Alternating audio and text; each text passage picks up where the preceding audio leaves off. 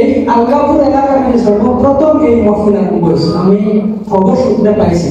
এর লাগে এই এলাকা যুব সমাজে আমি আমার অন্তঃস্থল থেকে মুবারকবাদ জানাই আল্লাহ রাব্বুল আলামিন যারা যেন আল্লাহ হায়াতের মধ্যে আমল ইমানের মধ্যে এবং আল্লাহর হাবিবের ইশকে মহব্বতের মধ্যে বরকত দান করতে হবে। আল্লাহুম্মা আমিন।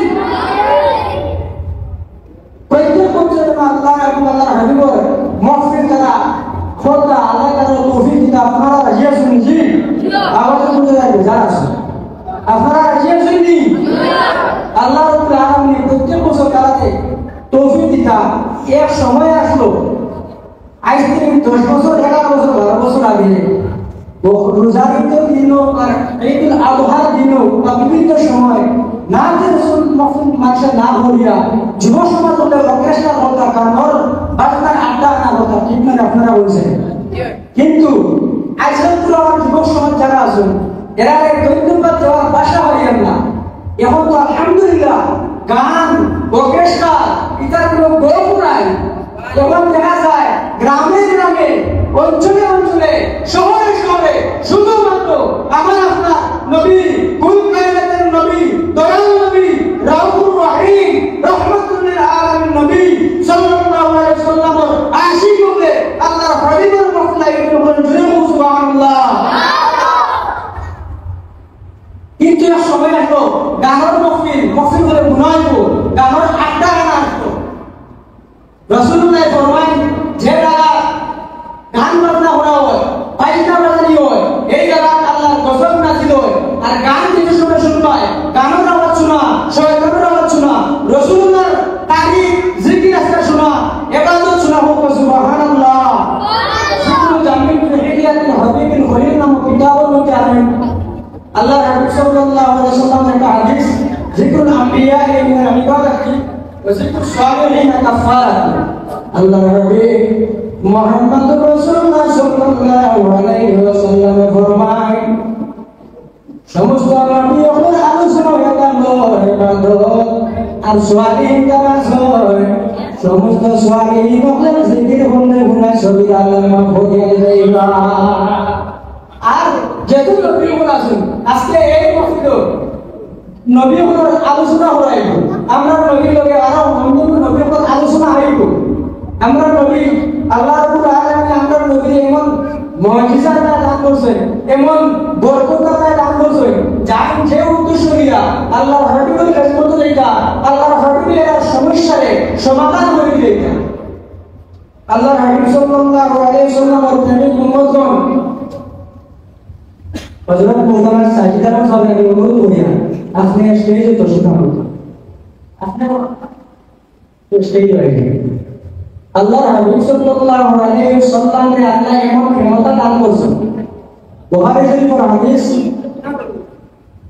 হুদাইবিয়ার দিন রাসূলুল্লাহ সাল্লাল্লাহু আলাইহি ওয়াসাল্লামের সাহাবায়ে কেরাম বলিয়া হুদাইবিয়ার দিন আপনার জায়গা সমাগম হয়েছে। আল্লাহর হাবিবের খেদমত একটা চামড়ার পাত্র আসলো। এই চামড়ার পাত্রের মধ্যে সামান্য জল আসলো। সেই সামান্য জল দিয়া আল্লাহর হাবিবের উঁচু করছেন, জল পান করছেন। এরপরে আর জল পান করার মতো উঁচু করার মতো কোনো জল নাই। সাহাবায়ে কেরাম বলে আল্লাহর হাবিবের খেদমত নিকটে সামান্য অগ্রসর হয়েছে। রাসূলুল্লাহ ফরমায় ও আমার সাহাবায়ে কেরাম কোন কারণে তুমি টেনশন করতাই অস্থিরতা করতাই? ইয়া রাসূলুল্লাহ আমরা উঁচু করতাম এবং কেউ পর্যন্ত জল পিপাসা করছে, জল পান করার মতো আমরা কোনো বন্ধু গেছে আমরা কোনো লোক সঙ্গ গেছে কোনো সাহাবায়ের কাছে কোনো জল নাই।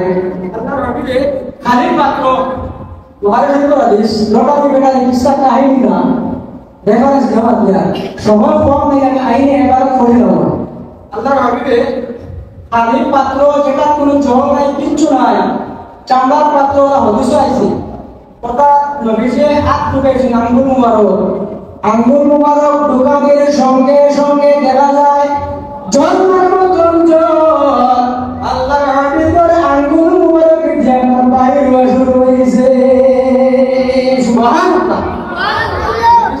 আঙ্গুল মুবারক দিয়ে ঝর্ণার মতন জল বাড়ছে, পাত্রের মধ্যে পাত্রটা ভরে গেছে। সাহাবায়ে কেরাম বলে ও পাত্র থেকে জল পান করছে, উঁচু করছে। আমরা শুনছি হায় হায়, মাসলা হইল সাধারণ মানুষের হচ্ছে যে ফুল খায় উঁচু নষ্ট হইব, রক্ত হলে উঁচু নষ্ট হইব। সাধারণ মানুষের শরীরে নিয়ে হয় ফাটিয়া পানি হোক, রক্ত ফুল হোক, পারে উঁচু ঝুড়িব। আল্লাহর হাবিব সাল্লাল্লাহু আলাইহি ওয়াসাল্লাম আঙ্গুল মুবারক থেকে ঝর্ণার মতো জল বাড়ছে। সেই জল দিয়া সাহাবায়ে কেরাম বলে পবিত্রতা হাসিল হয়, সাহাবায়ে কেরাম বলে জল পান করছে, সাহাবায়ে কেরাম বলে উঁচু করছে। সুবহানাল্লাহ। হযরত জাবির রাদিয়াল্লাহু তাআলা আনহু এক শখস হইলা হুদাইবিয়ার দিন আপনারা কতজন আসেন? হযরত জাবির ফরমান এই দিন আমরা মাত্র 1500 জন সাহাবায়ে কেরাম আসলাম। এই দিন যদি আমরা 1 লাখ সাহাবায়ে কেরাম হইতাম, তাহলে সেই পাত্রের জল দিয়ে আমরা উঁচু করলাম হয়, পান করলাম হয়। 1 লক্ষ সাহাবায়ে কেরাম জল পান করার পরে উঁচু করার পরে সেই পাত্রের জল কিন্তু ফুরাইল না হয়। সুবহানাল্লাহ। এটা আমার নবীর মুজিজা। আল্লাহর রহমত জিসিদিন গাম পারো গামার দুর্গন্ধ আয় আল্লাহর হাবিব সাল্লাল্লাহু আলাইহি ওয়াসাল্লাম যখন কোন রাস্তা গায় অতিক্রম করে যাইতা, রাসূলুল্লাহ যখন কোন গলি গায় অতিক্রম করে যাইতা, সেই গলি একটা সুগন্ধে একটা ভরপুর হয়ে যেত। সুবহানাল্লাহ। এমন নবী আল্লাহ দান করছেন। সাহাবায়ে কেরাম যখন হুজুর দরকার ও আতর যখন জরুরত নবীজি দ্বারা দিয়ে নবীজির গাম মুবারক লইয়া সাহাবায়ে কেরাম আতর হিসেবে ব্যবহার করতা। আল্লাহর হাবিবের পসিনা মুবারক মিষ্টি আম্বর চেয়ে বেহতর হোক। সুবহানাল্লাহ। প্রতিটা জিনিস নবীজির মুজিজা, নবীজির তুতুবার মুজিজা। সিদ্দিক আকবর রাদিয়াল্লাহু তাআলা আনহু বিষাক্ত সাপে কামড় মারি দিছিল, লম্বা ঘটনা সংক্ষিপ্ত কইয়া আল্লাহর হাবিব সাল্লাল্লাহু আলাইহি ওয়াসাল্লামে হযরত আবু বকর সিদ্দিক এবং আবু বকর পিতা হয়েছে। হযরত আবু বকর ফরমান ইয়া রাসূলুল্লাহ, বিষাক্ত সাপে আমার কামড় আছে, যে সাপ 1000 বছর থেকে আপনার অপেক্ষায় আপনার হস্তদার লাগেন না, শুধুমাত্র সাপে জানছই যে আখিরি জমানার মধ্যে একজন নবী মুহাম্মদুর রাসূলুল্লাহ তশরীফ আনবা। ইয়া রাসূলুল্লাহ, এই সাপে আপনার সাথে মুলাকাত করতে হইয়া তাই চেষ্টা করছই, আর আমি ভাবছি আপনার সঙ্গে তাই খাবার মারি দিবা। আমি সেই গোত্রের মধ্যে আমার পা রাখছি।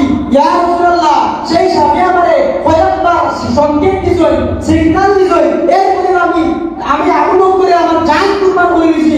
আমি সাথে সেই সিদ্ধান্ত থেকে গোত্রকে পায়ে দিয়েছি না, সেই হিসাবে আমার পাওয়ার মধ্যে একটা চোষ দিয়েছে। আল্লাহর হাবিবের ফরমায় না, হে আবু বকর তুমি ভয় করিও না। আল্লাহর হাবিব সাল্লাল্লাহু আলাইহি ওয়াসাল্লামের সামনে তুতু মারো। আল্লাহর হাবিব হযরত আবু বকর সাথে যারা মধ্যে আপনার চোষ দিছিল, ও জায়গার মধ্যে রাসূলুল্লাহ তুতু মুবারক লাগাই দিছ। তুতু মুবারক লাগাই দেওয়ার সঙ্গে সঙ্গে দেখা যায় আল্লাহর নবীর তুতু মুবারকের বরকতে সেই সাগর বিশ্বর পাঁচ সঙ্গে ধ্বংস করে দিয়েছেন। সুবহানাল্লাহ। আল্লাহর নবীর তুতু মুবারকের ফজিলত আজকে আমরা এই মাহফিলের মধ্যে আছি। এই মাহফিলের অনেক ফজিলত আছে। এই মাহফিল নবীর তারিফ করাইব না যে রাসূল সাল্লাল্লাহু আলাইহি ওয়াসাল্লামের মাহফিল। এই মাহফিলে ঈমানের জজবা বাড়ে, দিলের যে কুরআন, ঈমানের যে কুরআন অন্তর কুরআন করে হলো আল্লাহর হাবিবের শানের মাহফিল হবে। সুবহানাল্লাহ। আশিকে রাসূলেরা আল্লাহর হাবিবের মহব্বত যারা অন্তরের মধ্যে আছে, যত শুনবা তত ভালো লাগবে। যারা নবীর সাথে যারা মায়া মহব্বত আছে, এরা নবীর মহব্বতের কথা যত শুনবা এরা এত ভালো লাগবে। মহব্বত আপনি আমি নবীজির ভালো পাই, বাস্তবে প্রমাণ দেব। আল্লাহর হাবিবের সঙ্গে যদি আপনার মহব্বত থাকে, আপনি নামাজ ছাড়তে চান না। আল্লাহর হাবিবের সঙ্গে যদি আপনার মহব্বত থাকে, আপনি বিছানা করতে চান না। আল্লাহর হাবিবের সঙ্গে যদি আপনার মহব্বত থাকে, আপনি জীবন করতে না। প্রতিটি মাস হাদিসের মধ্যে আছে আল্লাহর হাবিবের ফরমান ইবনে মাজাহ শরীফের হাদিস, মা আমারতুম ফাখুযু ওয়া মা নাহাতুম আনহু ফান্তাহু। আমি যেটা তোমরা আদেশ করব ওটা মানিও, আমি যেটা তোমরা নিষেধ করব ওটা তুমি বিরত থাকিও। সূরা হাশর 7 নম্বর আয়াতের মধ্যে আল্লাহ সেই আয়াত আল্লাহ নাযিল করেছেন, ওয়া মা আতাকুমুর রাসূলু ফাখুযুহু ওয়া মা নাহাকুম আনহু ফান্তাহু। আমার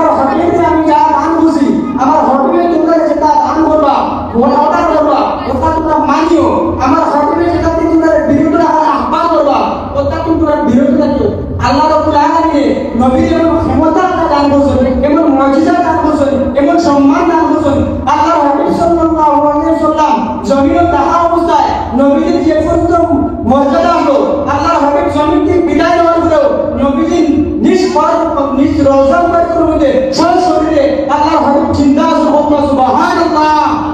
হযরত আবু বকর সিদ্দিক রাদিয়াল্লাহু তাআলা আনহু জমিন থাকা অবস্থায় আল্লাহর হাবিবের সঙ্গে এত মহব্বত, আল্লাহর হাবিবের সাহাবী আবু বকর ফরমায়, আমি যখন মারা যাইব, মারা যাওয়ার পরে আমার তোমরা কবর যখন করা লাগে ভালোভাবে গোসল করাইয়া জানাজার নামাজ আদায় করিয়া আল্লাহর নবীর রওজা শরীফের নিকটে গিয়া পারমিশন দিয়ে ইয়া রাসূলুল্লাহ, আপনার আবু বকর আপনার নিকটে আইতে যাইরা আল্লাহর হাবিবের রওজা শরীফের যে কোনো পারমিশন নাই, নবীজির রওজা শরীফের নিকটে আমাদের দফন করিও। নবীজির রওজা শরীফের নিকটে কোনো পারমিশন নাই না, তাহলে আমাদের জান্নাতুল বাকির মধ্যে তোমরা দফন করিও। সেই নসিহত মোতাবেক হযরত আবু বকর সিদ্দিক জমিনটি বিদায় নিয়েছেন।